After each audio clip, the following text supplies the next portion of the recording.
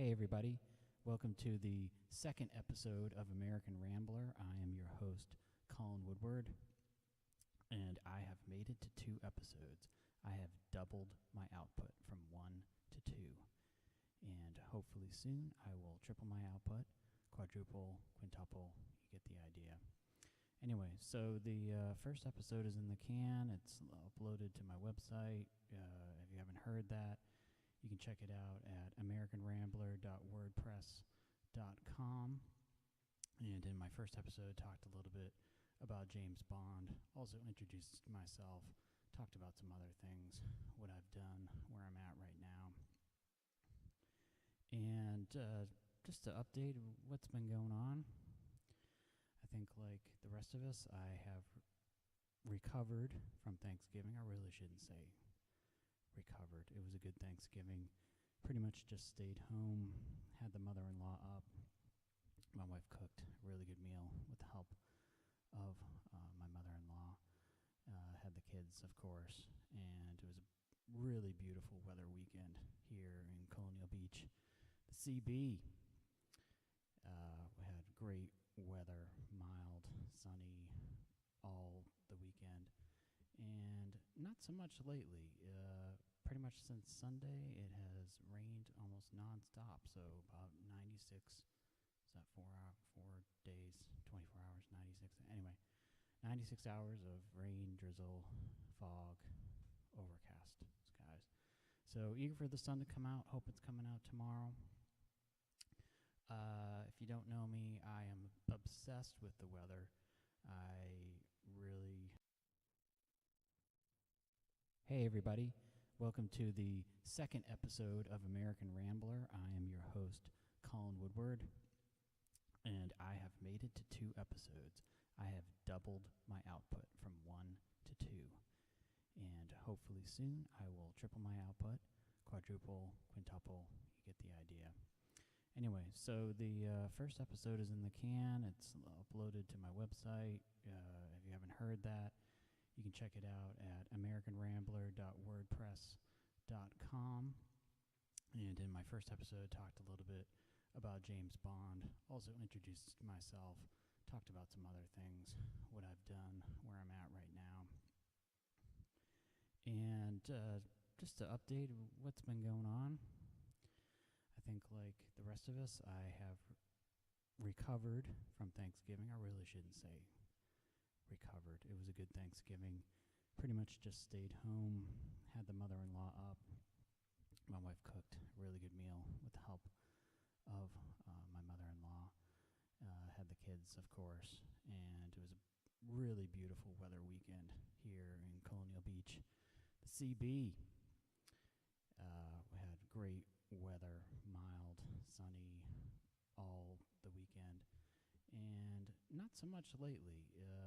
Pretty much since Sunday, it has rained almost nonstop. So about 96, is that 4 days, 24 hours, 96? Anyway, 96 hours of rain, drizzle, fog, overcast skies.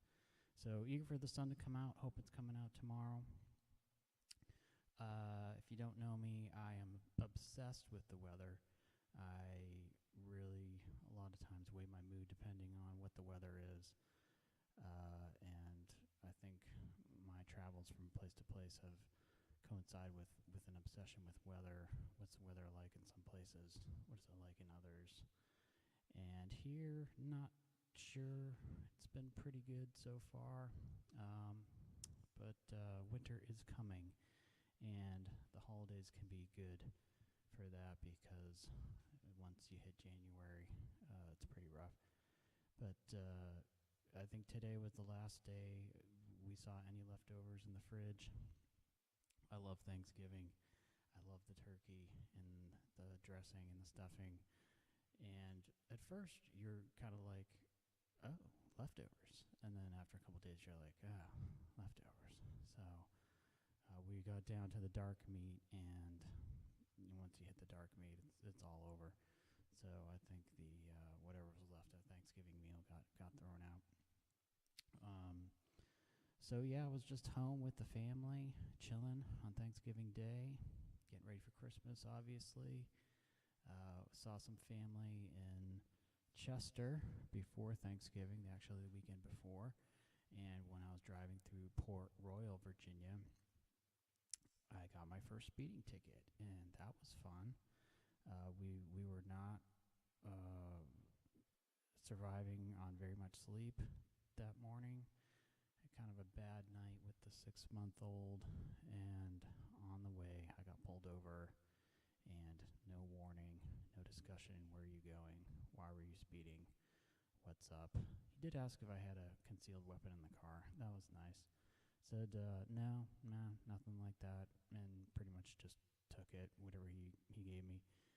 Gave him the license registration, obviously, and he went back to his car. Took a while to run it, and then I saw him coming back to my car in the rearview mirror. I could see that he had his metal pad for writing out the ticket. I was like, this isn't good, and he wrote me a ticket for going 71 and a 55. So it looks like I'm gonna have to go to court. I don't know. I'll try to figure something out. It's not so much the paying of the ticket that I mind as it is them putting it on your insurance, but it was the first time, so I guess it was the first time for everything. I've been lucky driving so far, but did not look out in Port Royal, which is not the greatest town in Virginia. I gotta say, fallen on hard times, and it's kind of one of those towns you just drive through really fast, or at least I used to, and now I gotta be paranoid of cops being everywhere. But if you're going from Colonial Beach to Richmond, you want to get through Port Royal as quickly as possible. There's actually a good place to eat there called Horns, which is a decent restaurant, kind of an old school diner. But anyway, so we went to see the family in Chester. It was a pretty good trip, and then came home that night. Even though Chester isn't that far by American standards, about an hour and a half. It's pretty much a full day when you load up the kids, go to the relatives, and spend the day there. So that was Thanksgiving week, and now we're looking forward to Christmas. The Christmas lights are up in the CB. Actually got a pretty decent Christmas scene in the park over there. My oldest daughter is really enjoying it. Try to go out there every night and check out the Christmas lights, which is really my favorite part of the Christmas season, I think. I've always really enjoyed the lights, and just seems like people do more and more of that, which is great. And I don't plan on taking ours down, at least not in my study/recording studio. I've got the Christmas lights up, and I think they're just going to stay for the rest of the year. So really love those lights. What else has been going on? One thing I should say before I talk anymore is that I don't think I plugged myself in the first episode, but I did want to put in a plug for my book. The book is Marching Masters, Slavery, Race, and the Confederate Army During the Civil War. It was published through the University of Virginia Press, and it's, not quite 2 years, but it'll be 2 years in March since the book came out. The book was published in 2014, and got my first royalty check a couple months ago, so that was exciting. Long time coming. UVA Press doesn't write you a check until you've made at least $50 in royalties, and when you're trying to sell an academic book, it can take a little while to get over $50 in royalties. So finally got a check. Not sure how much the next one will be. I don't think it's going to be as much as the first one. And whenever I get that, God knows. But the book is available for $10.25, at least right now, on Amazon. That is new and used. So if you want a new copy, $10, that's pretty good for a relatively new academic book. So check that out if you're interested, or if you know a Civil War buff that needs something for Christmas. I think it would be good. I've thought about doing a whole show on the writing of the book. Not sure if I'm ready to do that right now. Might be better actually if I talk to someone about that, not a shrink, but maybe another academic or someone who's written we can kind of throw things off of each other rather than just have me talk about it. But it is an arduous process, and a lot of academics never get a book out. They do their dissertation, and that's pretty much it. And they go off and teach or go off and do whatever. So I was very happy the book came out. It took years and years, but I think probably a lot of academics have very mixed feelings about finally publishing their book. I think expectations probably aren't necessarily met a lot of times once the thing is finally published. I don't think academics expect to make $1 million, obviously, or even $1,000 from their book. But it's definitely kind of a rough process, and at the end of it, I think a lot of academics are not in a big rush to publish another academic book. Usually you publish one academic book and you get tenure, and so that's sort of a disincentive for a lot of academics to write another one. I am not in academia, so tenure is not an issue for me. But anyway, it's a long story, and I don't want to bore you all with the process of writing an academic book, at least now. I think if I'm feeling up for it later, I might talk about it in more detail. But I don't know, just wanted to talk about some things that are going on out there maybe this time. I am not a close follower of the news. I try to catch some things on Twitter and Yahoo. Don't really watch much TV anymore, and don't see the news. I don't think a lot of people get their news from TV much anymore. Get it from the internet. But Trump is still doing his thing out there, and I kind of think the whole thing is peaked. He'll probably hang in there for another month or two, I think.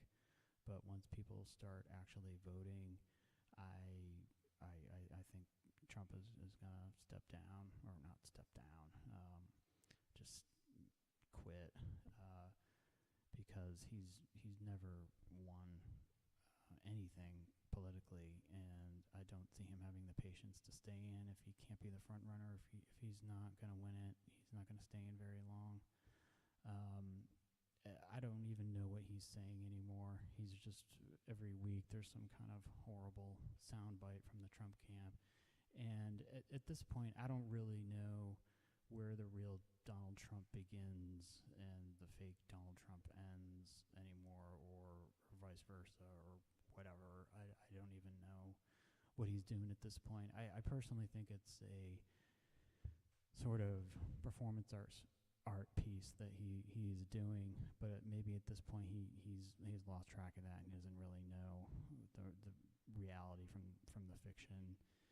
And I think what did it for me was at that rally a week or two ago, when there was a black protester shouting Black Lives Matter, and the Trump supporters started beating the guy, kicking him, and every other thing. And Trump pretty much said the guy had it coming. And for me, that's when I said, okay, this isn't cute anymore. It hasn't really been cute for a while, or funny. But I think now that people are actually getting hurt, it's time for him to step aside and let the adults take over. And I think it's funny that Ben Carson has been leading him in the polls right now. Not only because Ben Carson's black and Trump is obviously racist, or at least saying racist things. Again, I don't really know what the guy believes, or if he believes anything that he's saying. But with Carson leading him in the polls, it just led Trump to throw one adolescent fit after another. And I think once people start voting in Iowa and the other states with the primaries, and Trump doesn't win, or doesn't look like he's going to be the front runner anymore, he's just going to get sick of it and quit. So I think the Trump tide is going to crash pretty soon, and then we can move on with our lives and see who really wants this thing. Don't want to talk too much about politics right now because there's so much time left, and that's I was thinking about it. It's one of the good things about the long election cycle these days.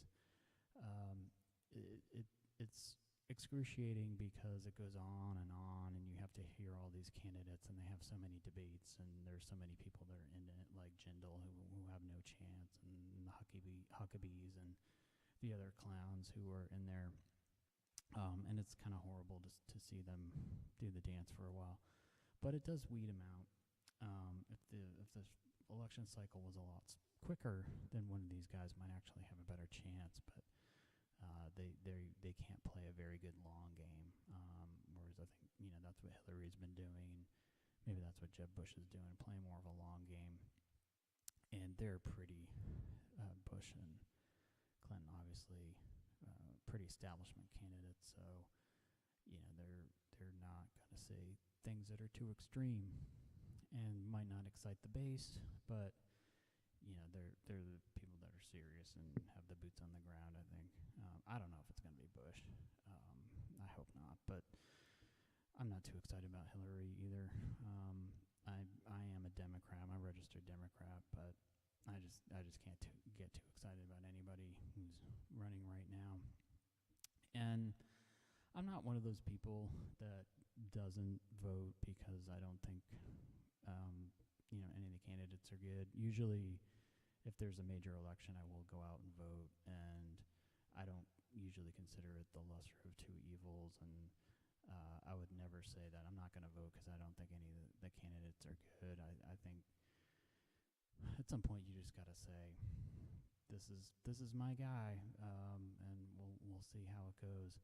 But I've just gotten tired of people that think they're above the political process and can't even bother to vote because they think everyone sucks. I mean, it's tough being a politician. I don't like this amateur thing that Trump is doing, and Carson is doing, and some other ones are. But it's really tough being a politician. I mean, this day and age when you gotta go out and scrap up money all the time because these elections are so expensive, and you got to be on the media all the time. I mean, just think about all the things that Obama's done in the media. I mean, being on Jon Stewart's show and Mark Maron's show, and just being in the media spotlight all the time. I sometimes wish there would be a guy who would run an old school presidential campaign, or just be a really old school president. Just say, I'm not gonna go on Saturday Night Live this week. I don't care. I'm not gonna do it. I'm not gonna campaign everywhere. I got people who can do that. I mean, back in the day, the candidates didn't. Abraham Lincoln didn't go across the country making speeches. I mean, he would kind of stay in one place. A lot of those guys back in the day, they'd stay in one place. They'd have their handlers go out and stump for them, and that's how they did the elections. And even into the 20th century, that happened. Guys would just kind of hang out and watch the returns come in on election day. And of course, there was no mass media the way there is now. But I would love to see a guy just like I'm president. I think I'm just gonna sit down and write long letters. I'm gonna pull a Teddy Roosevelt. I'm gonna read a book, and I think I'll write a letter to Vladimir Putin. Dear Mr. Putin, why do you suck? Why are you such a monster? Why are you like all the other Russian dictators that have come before you? That wouldn't be very politic, but it'd be nice if you felt like a president was kind of sitting down and thinking once in a while. I know, I'm sure they do. I think Obama's a pretty intelligent guy and thoughtful guy, but you just wonder how they can function with all these meetings and public things that they have to do. The kid from Texas who built the clock they thought was a bomb, he comes to the White House, and you have the football team that won the thing coming to the White House, and the baseball team, and I mean, it's just so exhausting. I think, and it might be interesting if we had a more Thomas Jefferson type who said, I think I'll write a 20-page letter to John Adams today, and that's how I'm gonna spend my afternoon, and maybe make some tea or something, and walk around the garden and not worry about things quite so much. But that's not the way it is, and so we have this 24-hour news cycle, and our politicians really reflect that. And as awful as they can be, I do have some sympathy for them, because it's tough to just be on all the time with all these special interest groups and donors and everything. And a lot of things have changed like that. A lot of things, they're so expensive to run right now, whether it be a college or a business, and development is important, and everything's just become so complicated and bureaucratic, and takes a lot of money to run. But anyway, that's my little take on politics. I'm sure there's going to be a lot more to talk about soon. We're in the silly season, and I'm just waiting for this first round of cuts to happen, and when we get down to a few serious candidates. But I think Trump, he's definitely on the downward end of his candidacy. But we'll see. What else has been going on? I think what I want to talk about today, I'm going to stick with movies for a little bit longer. The new Star Wars movie is coming out in a couple weeks. I think December 18th is the day it's coming out. And this has been much anticipated, not just by Star Wars fans, the hardcore fans, but I think anyone that is interested in those movies. And I grew up in, I think,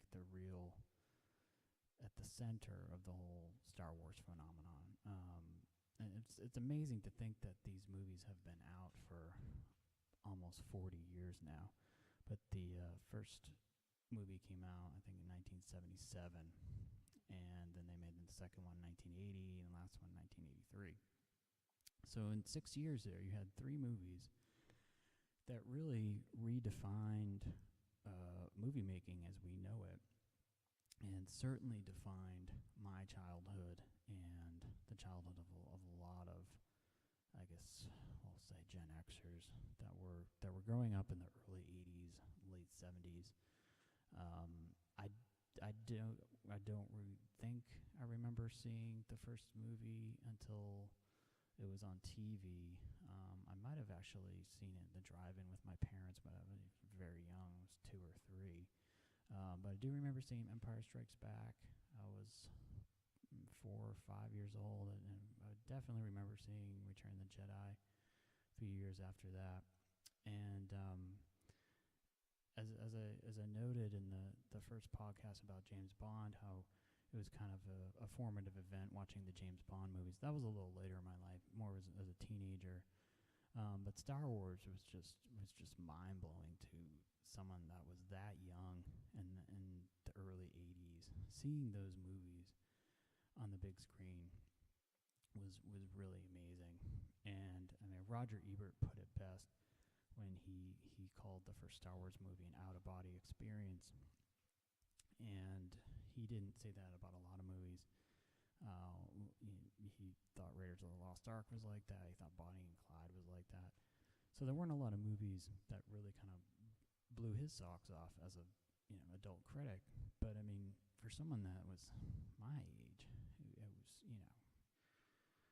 4 or 5 years old, seeing something like Empire Strikes Back was just amazing. And I mean, the movie's great at so many levels. I'm talking about Empire. The other ones in the original trilogy are good too, but I definitely think Empire was the best one. It's just such a well-made movie, and there's just so much imagination in it. And this is the kind of movie that was made to be watched over and over again. And it was obviously geared towards kids, but as you get older, you still like watching them, and there is a lot there for adults to watch. I think when I was a kid, Yoda scenes seemed a little dull because it was kind of Buddhist and philosophical or whatever. But as you get older, that made a little bit more sense, and the training of the Jedi kind of was interesting.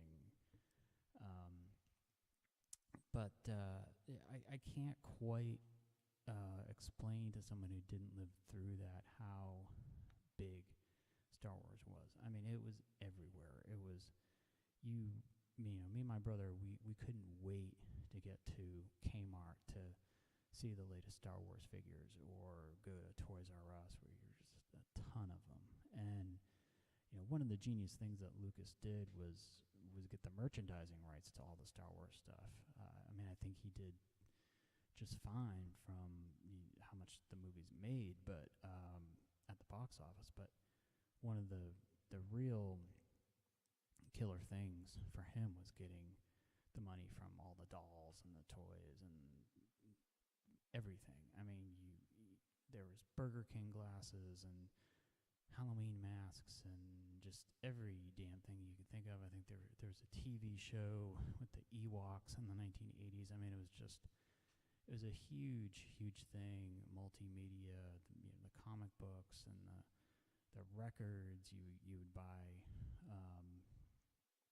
I mean, it was just, we were obsessed with it. And I mean, it was just this whole different world that Lucas had created that was really amazing. So, my family, we weren't certainly the biggest Star Wars fans, but we had a lot of stuff, my brother and I, and my sister, obviously not so much. It was definitely a guy thing to collect all the figures and everything. And everyone in your neighborhood had stuff, and you go over their house and you kind of compare. And some kids had the big,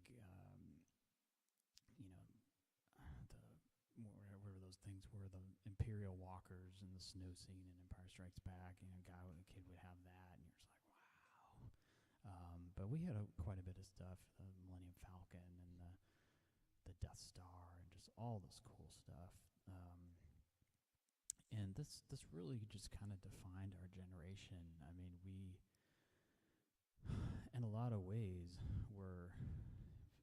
it just never got any better than that. And in terms of movies, I mean, that you would see something that technologically advanced at that age. I mean, just, it was not only, it seemed real to adults. I mean, you can imagine what it seemed for kids. It was this whole different world to see. And at that point in your life, you can't really separate reality from fantasy a lot of times. So this is just, it was so convincing. And you can say you want about the acting and how the movies hold up over time, but it just made a huge impact. And when the final movie came out, Return of the Jedi, it was kind of like this huge void in pop culture. But Star Wars never really went away. Initially, I had always heard that Lucas wanted to make 9 movies. And in the late 90s, the second part of the second 3 movies came out, and I'm safe in saying that they were disappointing, to say the least. I didn't think any of them were very good, and you kept wanting them to be good. The first one was okay. The second one was worse. The third one was better than the second one, but none of them just really had it. And they made a ton of money, obviously, and at this time you sort of realize that maybe George Lucas had some mental problems, shall we say. I mean, I'm not saying he's crazy or anything, but I think there's almost this obsessive compulsive thing going on with his movie making. That when he finally released the original movies on DVD, he released remastered versions, but not of the original movies. He had done the original movies, and then he kind of tinkered with them and re-released them. And when they came out on DVD, the original movies were not remastered, and you could see it in some of the you could see it in the DVDs that the prints weren't very good. Just the quality visually of the original movies was not in great shape, and why Lucas didn't remaster those originals that everyone loved, I couldn't figure it out, and a lot of fans couldn't figure out. But at this point, Lucas was just the head of this huge empire that he had, and he living in the Skywalker Ranch in California, and he had production companies. He had Industrial Light and Magic, the THX Sound Corporation, whatever it was that he had. He was just this technical wizard that just didn't know how to make a movie. He didn't know how to tell a story anymore. And I think this mental state that he was in was just caused by so much isolation. I don't even know if it was wealth, but I think he was always kind of a nerdy, geeky guy, and the Star Wars movies were so huge that he went into production, and but he didn't direct any movies after the first Star Wars movie. He went 20 years without directing a movie, and he did try to direct the second 3 Star Wars movies. Just didn't go very well. And I'm not really saying anything here that other Star Wars fans haven't said before, but it was just kind of shocking to see the persistence of the Star Wars phenomenon. As a kid, when you're a kid, it's big, but you just don't think. I didn't think it would be lasting this long, and here we have this another movie coming out, and this one was not directed by Lucas. I think he had some input, but he had sold the rights of Star Wars to Disney, so Disney's been handling the production of it, and I don't really know what the story is. I know they're bringing back some of the original characters like Han Solo, and I think Luke Skywalker is going to be in it. One of the good things about it is that it is going to be a continuation of it's a sequel rather than a prequel. I think one of the problems with the 3 prequel Star Wars is that you knew what was going to happen because you knew the story. So Darth Vader's going to turn out bad, and the Empire's going to come into creation and all that. So these are sequels, so you don't really know what's going to happen. That's going to be good. I don't, these might be good movies, but I can't imagine they're going to have quite the excitement that the first 3 did back in the late 70s and early 80s. And at this point, as a Star Wars fan, you just kind of feel like you're playing out the string. Really, you just want to see, is it going to have some of the old magic? That would be really great. But I gotta keep my expectations in check. I'm just hoping it'll be an entertaining movie, and it'll be nice to see Harrison Ford again. But beyond that, I just don't know. And it makes me kind of think about where we are with the state of movies right now. Another movie I saw recently was Jurassic Park 4, or I guess it was Jurassic World. It wasn't called Jurassic Park 4. Could have been called Jurassic Park 4. But anyway, it was okay.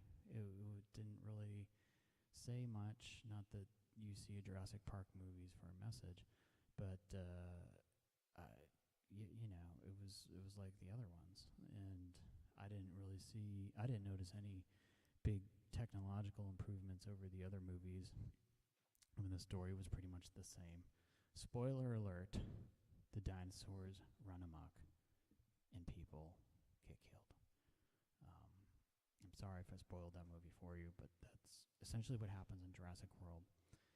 And you know exactly who's going to live, and the movie has no surprises whatsoever. There's still the velociraptors and the T-Rex play a very important role in the plot, and it was all very okay. I didn't know that was Ron Howard's daughter, but I did recognize her from something. It turned out to be The Help, and she's a good-looking lady for for any actress. But to think that Ron Howard, anyway, so she was interesting, but the movie on the whole was very predictable. And anyway, to get to my point about movies in general right now, I kind of feel like there's sort of a lack of inspiration or whatever you want to call it with movies right now. I grew up in the 80s, and there were a lot of interesting movies that were made then. I know a lot of people don't usually think of the 80s as a great movie decade, but I think a lot of ways it was. I mean, a lot of my favorite movies were made in the 80s. A movie like Amadeus, which came out in '84, is just such an amazing movie. Visually, and the music is great, and the acting is great, and you don't see a lot of movies like that anymore. And obviously, the special effects, I think, has cut into a lot of the seriousness and creativity movies now. You still have a lot of indie movies that are small budget and a little more heady than your usual summer blockbuster, but I honestly can't think of the last movie I saw that really knocked my socks off. I mean, there have been some that made an impression. I mean, 12 Years a Slave is obviously a really good movie. It came out a couple years ago, and guys like Tarantino are still doing good work, and you always want to see a Martin Scorsese movie when it comes out. But I don't know. I just feel like television is kind of taken over as the gold standard for entertainment right now. I mean, even the stuff on basic cable that's so good, like Walking Dead and Mad Men, let alone the stuff you see on HBO, like Game of Thrones and Treme. Breaking Bad, obviously, was a great show, and that was on AMC. And so I think whatever you want to say, the paradigm has changed, where people used to go to the movies as being the standard for entertainment. I mean, Star Wars certainly was that standard for a long time, and the Indiana Jones movies, which were so huge in the 80s, set a standard. But that seems to have changed, and obviously now they want to make all the money back in the first weekend or the first 2 or 3 weekends, and then whatever the movie does beyond that doesn't really matter. But when I was a kid, you would see movies maybe twice in the theater before it stopped running. And movies would be out a long time, and a movie might be out 6 months or even a year in the theaters. Now, obviously before VCRs, people couldn't watch a movie at home, so they had to go see it in the theater. And so a film, I mean, most famously, something like Bonnie and Clyde could really build an audience, because now that movie came out in '67, but when it first came out, it was not hugely well received, and it kind of needed to build an audience for a while, and things like that just don't really happen anymore. I mean, when I was in college, you'd have these weird little movies like Blair Witch Project were made for nothing that would make $180 million or whatever it was that movie made. They're just a huge hit and hugely profitable. And whoever made that movie has never done anything since. It was kind of unfortunate. So you have to be very careful nowadays when you make a movie, and so Hollywood is very risk averse, and it's not just that the movies are so expensive and they have to make that money back, but that you have television, which people are talking about what's on TV. They're not talking about what's in the movies anymore. every now and then there's a great movie. I think probably the last just truly great movie I saw at the theater was No Country for Old Men. That gets into that Ebert category of out of body experience. I mean, I thought that was just a terrific movie and had me on the edge of my seat. But that's kind of rare, and I mean that's the Coen brothers who are just great. But I don't know. I mean, part of it has to do with just I think the experience of going to the movies has changed. You used to always, even before on demand and being able to download movies on Netflix and everything, things were changing. The theaters were changing. You get these multiplex theaters, and that were very loud.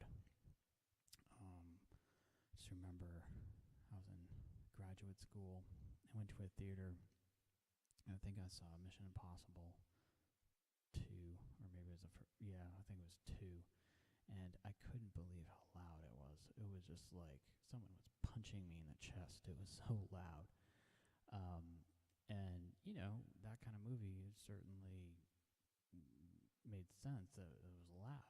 It was just too much. And then you start getting theaters that are showing commercials before the movie and all these other things that they're really detracting from the experience. And so I don't really blame people for wanting to stay home, and especially just, with the people talking in the theater and the cell phones, and then, the tragedy of the Batman guy who goes in and shoots a bunch of people, just not being very enjoyable to go to a movie. So I think that has contributed to the types of movies that we're getting, that they're big blockbuster movies, and they want to make all their money back quickly because they know people aren't in it for the long haul, and the movie theater chains are not in it for the long haul. And so you just keep seeing the sequels and the remakes and all that that's getting churned out. So I for one, have certainly gravitated more towards television. I think television is where it's at. See something like Mad Men for however long that was on, 10 years, and I think that's 7 seasons, but it was on for about 10 years, and just an amazing show that's on basic cable.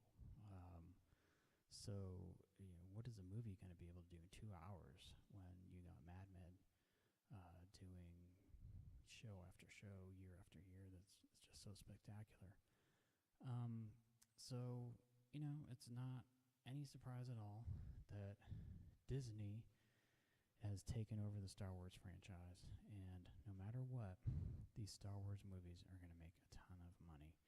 And I'm sure I'm going to go, and everyone that lived through that was around for the first 3 Star Wars movies when they came out and saw them in the theater, I know they're going to want to see this one.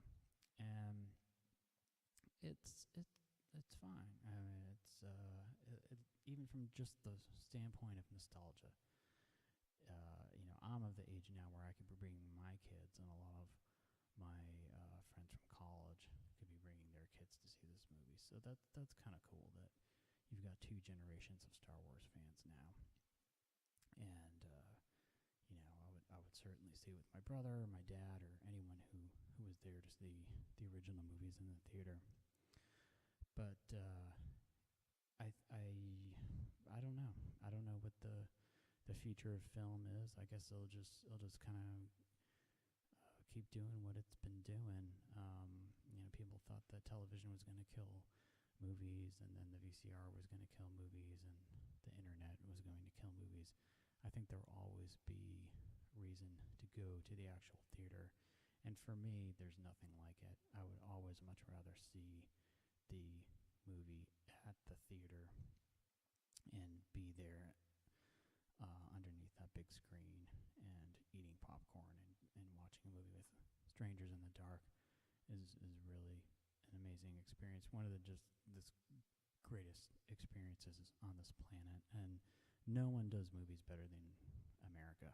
I know other countries have tried, and there are certainly a lot of great French movies and German movies and Italian movies that have been made, but there's just nothing like American movies.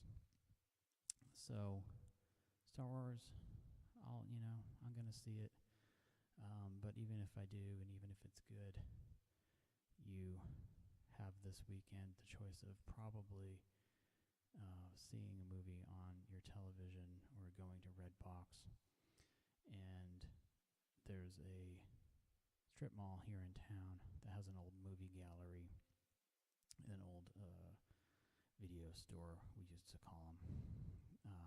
That was what you called them before they were DVD players. You go to get a VHS at the video store. And it's very sad to see this empty movie gallery. The sign is still up, and the plastic cases for the movies are still in there, but I don't know how long it's been closed. It's probably been years. Certainly before I moved here. But yeah, you used to have the experience of browsing and looking at movies you knew you were probably never going to rent or watch, but you would actually learn about them. So it was better than a library, because the library you just go in and there's books on the shelf, and you don't really look at the covers of books in libraries because there's usually not much on the cover. But movies are different. Even the VHS days, there'd be some cool art and photographs, and on the back you could see who was in the movie and what it was about and blah blah blah. So you actually learn about movies just by being in the video store. And this turns you into a geek, of course. It certainly didn't help me with my geek issues. But a guy like Quentin Tarantino, at one point he was working in a video store and telling people what to rent, and he would watch movies all the time, and they were accessible for him and accessible for me. I mean, just about every town in the country had a video store with decent selection. Sometimes you'd have multiple video stores in fairly small towns, so you can get movies anywhere. Not so much the case anymore. I mean, now we are reduced to Redbox, and Redbox, it's okay if you kind of know what you want. They're only $1.35 or $1.50 or whatever it is, but there's not a lot of history in a Redbox. I mean, sometimes they include these older movies for whatever reason, but mostly it's what just came out, and most of it is crap, quite honestly. There's the stuff that made a lot of money, a few indie movies, comedies. You got Paul Blart, a lot of that type of thing. But obviously, if you're looking to dig deep, Redbox is not going to help you. And I don't know if this has ever happened to you, but it happens to me a lot. I actually came up with a name for it. It's called Redbox Purgatory, when you are waiting and waiting for someone to make a decision. And usually if it's someone in a group, it's worse. But many a time I've been stuck behind someone who cannot find anything to rent, and you feel like your life is passing you by. Redbox Purgatory. I like to have a game plan when I go up to the Redbox. I don't always do, but if I don't, I make sure there's no one around so that I can just kind of dawdle on my own time, not taking someone else's time. And Redbox Purgatory is especially bad when you just need to return the movie. You're not even looking to rent something. You can get stuck for 5 or 10 minutes behind people who can't make up their mind, and all you need to do is return it. And obviously, you have to wait. Another bad one, Redbox Purgatory, is when you're waiting and waiting, and the people never rent anything. They just look and hit the buttons and go back and forth and never decide on a movie. So, obviously there's been some devolution in the movie-going experience. We've gone from just about every town in the country having a movie theater to very few towns having movie theaters, and if they do, they're multiplexes. And the rest of us have to make do with Redbox. Certainly better than nothing, but I just never thought that the movie-going experience would be like getting a can of Sprite, and almost actually less than a can of Sprite in a lot of instances, or a bottle of Sprite. I think a 20-ounce bottle of Sprite would probably run you as much as a Redbox movie. So that's a little sad, but at the same time, I think there are still some great places to see movies. Richmond, Virginia, certainly a great place to watch a movie. You've got the Bird Theater, which is unlike anything I've ever seen. It is a genuine movie palace. One screen. The seats are horribly uncomfortable, but it is really an amazing place to watch a movie, and it's still there. It's still operating. Still $1.99, which is pretty amazing. That you can watch it's a second-run theater, but still you're watching a movie for $2 at a theater, and it's a beautiful French interior. What do they call it? French Renaissance or something.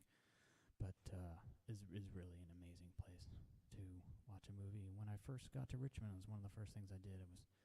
Was going to the Bird Theater, and I remember the movie too. It was The Ring, not Lord of the Rings, but The Ring, the remake of the Japanese horror movie, or Korean, anyway.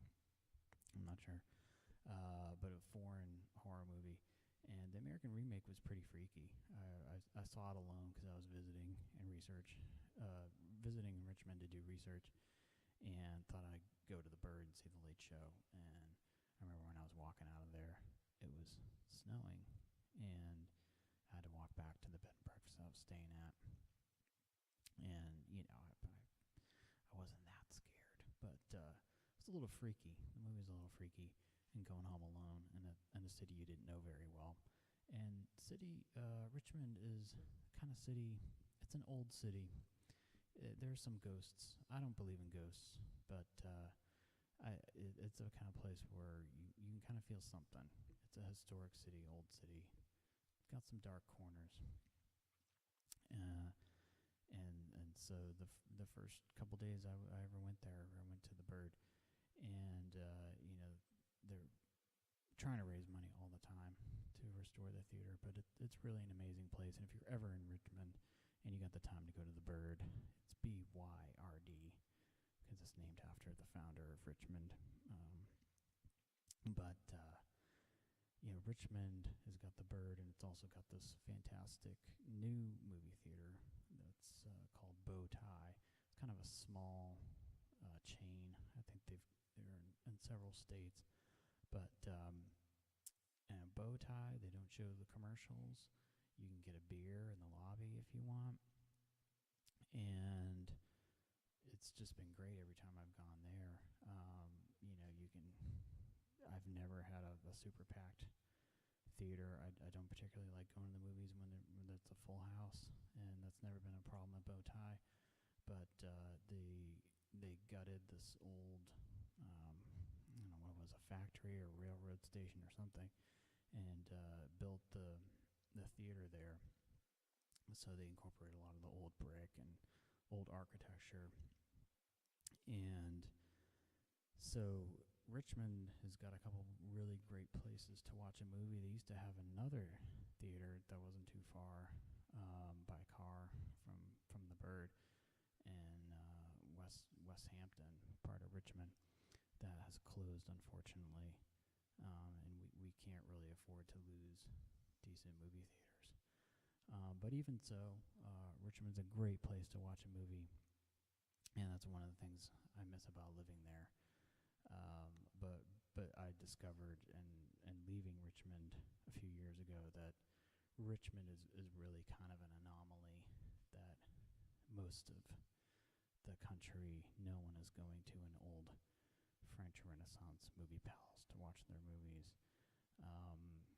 Which that I totally understand. I mean, unless you live in Chicago or New York City or LA or one of the really big cities, there's not going to be a whole lot of variety in terms of how you watch your movie. You might be able to watch as many movies as you want still through whatever, Netflix.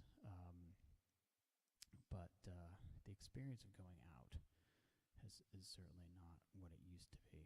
And it's really amazing if you study history and you look at old photographs of towns and cities at how many more theaters there were in cities and small towns too. I grew up in a pretty small town in Massachusetts. I don't know if they ever had a movie theater there, but other places that I've studied, the town where Johnny Cash grew up in, which is rural Arkansas, only had a few thousand people.